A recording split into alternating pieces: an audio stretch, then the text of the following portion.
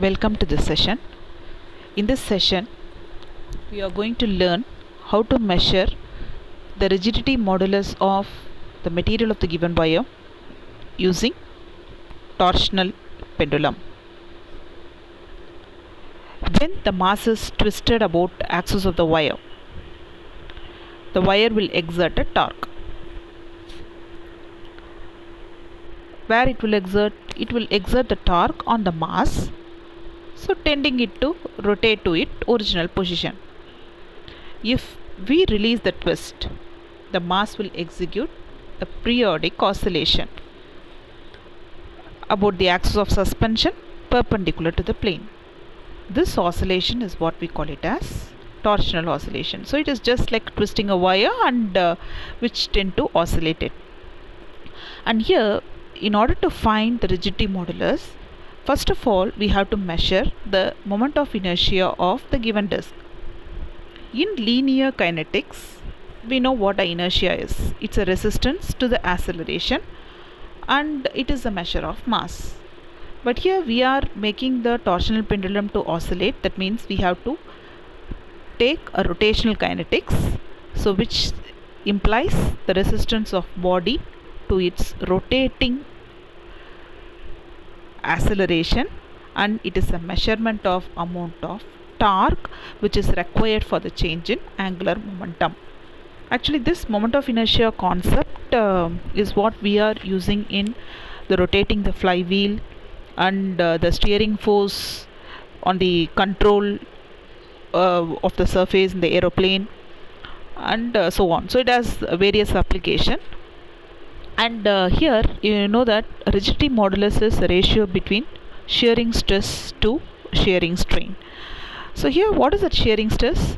It's a couple which is acting on the free end. So it is just like we are clamping one end of the wire, and on the other end we are going to fix a circular disc and which tend to oscillate.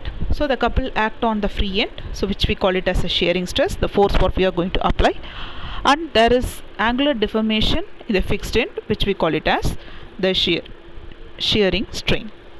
So now you get an idea what is the aim of this experiment. So the aim is to find the moment of inertia of the disc and also to find the rigidity modulus of the given wire by torsional oscillation method.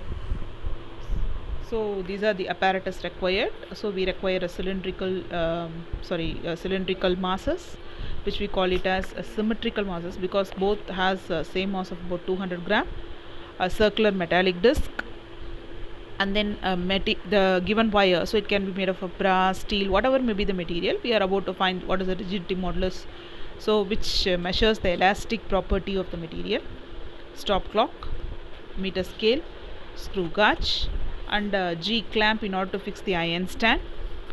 So these are some of the requirements that is needed for this experiment to be performed. So here we make use of two formula. One is to calculate the moment of inertia. So here you can see I is equal to 2m d2 square minus d1 square, t0 square by t2 square minus t1 square, and its unit is kilogram meter square. So where m is a known quantity, so we know what is sliding mass. So even if we doesn't know, we can just find it using a common balance. So here it is 200 gram, and the entities what we are about to measure is T0, T1, T2, D1, D2. So here T0, T1, T2, all the three time factors, it's time. Okay, so it's not temperature. So time period. Actually, what is time period? Time taken for one oscillation. And this D1, D2 are the distance what we are going to measure. So here I will just explain you with the schematic diagram what is this T0, T1, T2, D1, D2. So once you find what is I, we can easily find what is the rigidity modulus using the formula N is equal to 8 pi IL divided by T0 square R power 4. So here I is the moment of inertia what we have calculated. L is the length of suspension. So actually we have chuck, so which is fixed at the top and the bottom. Between this only we are going to suspend the pendulum. So we are not going to take the total length of the wire, but it is from chuck to chuck. So where we apply the stress, where it gets angular deformation.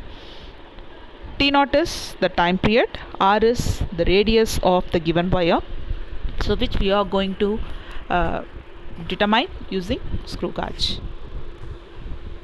So this is the diagrammatic representation.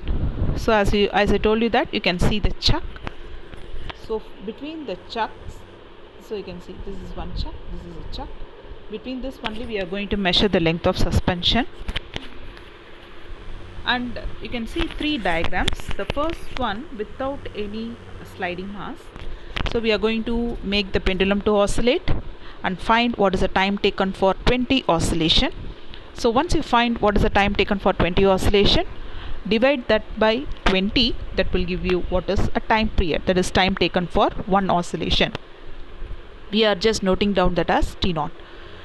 Next is T1. In order to find T1, we have two sliding mass. Both the sliding mass is kept nearer to the chuck, close to the chuck. So just find the distance between both the center of mass. So in the mass, the center of one mass to center of the other mass. So that will give you what is 2d1. Actually what is d1 is a distance between the center of suspension to the center of mass. So if you are not able to find exactly what is the center of the cylindrical disc, what we do is that we just measure center of mass to center of mass. That will give you 2d1. That divided by 2, that will give you what is d1. So once again oscillate the pendulum, and what we are going to get is time taken for 20 oscillation, divide that by 20, that will give you what is the time period. So then going for the next part, third part, we just move both the masses far apart, that is to the extreme of the disc. Once again you measure the distance between the center of masses, that will give you 2d2. Oscillate the pendulum, find what is the time taken for 20 oscillation, divide that by 20, that will give you what is the time period. So now we know all the data. We know T0, T1, T2, D1, D2, M. So when you substitute, what we get is the moment of inertia. So now let me teach you how to oscillate the pendulum.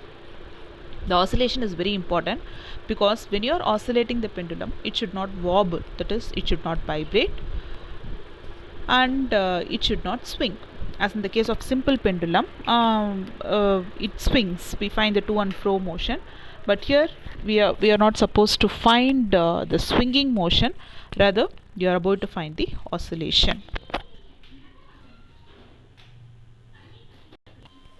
So here you can see this is how we measure the length of suspension, so from chuck to chuck. So you have to just make a note of it. So you can see the iron stand in which the pendulum is being suspended, and an arrow mark is being made. So it is just like a marking to know whether it is oscillating, so where it starts, where it ends. So now by holding the chuck, you just gently twist, turn and take away your hand. So you can see that the arrow mark goes halfway round and come back to its original position. So it's a semicircular motion. So once you can see that it is not wobbling, it is not swinging, it is just making oscillation. So you just leave one or two oscillations, and then when it comes to a particular position, you start the stopwatch. So you can see that when it goes and come back to the same position, you just count it as 1. Where you have started, there it has to come back, that you take it as 1. So likewise you have to count, and the stopwatch has to run continuously, and you have to count for 20 oscillations. So time taken for 20 oscillations. So you can see the chuck. So the measurement of time here, the time taken for 20 oscillation without any sliding mass is what we take it as, divided by 20 is what we call it as T0. So the same procedure we repeat with the sliding mass also, that is